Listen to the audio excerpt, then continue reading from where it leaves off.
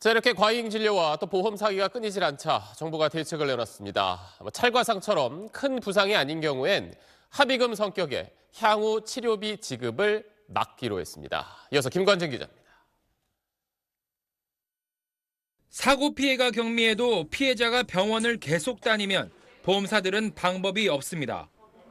접촉이 없었던 사고고 1년 넘게 치료를 받으시고 치료비만 해도 1,000만 원이 넘게. 무한정 늘어나는 진료비에 보험사들은 합의금을 제시하며 사건 종결을 설득하는 게 관행입니다. 저희 보험 가입자 입장에서는 계속해서 보험금이 지급이 되고 종결이 안 되고 있으니 빨리 종결해달라 하지만 정부는 이른바 나이롱 환자들에 의한 보험금 누수를 막기 위해 경상 환자에 대한 향후 치료비 지급을 막기로 했습니다. 중상해에 해당하는 1급에서 11급까지만 향후 치료비를 지급하고 경상인 12급부터 14등급의 경우 향후 치료비를 주지 않도록 한 겁니다.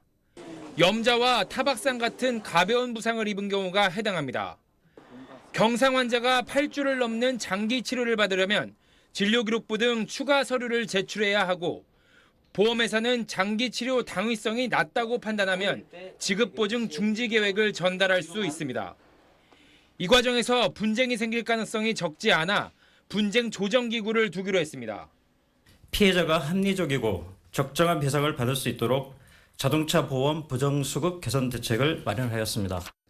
전체 향후 치료비 지급액 가운데 경상자가 차지하는 비중이 80%가 넘는데 정부는 이번 조치로 보험금 누수가 줄면 전체 자동차 보험 가입자의 보험료가 3% 정도 낮아질 걸로 기대하고 있습니다.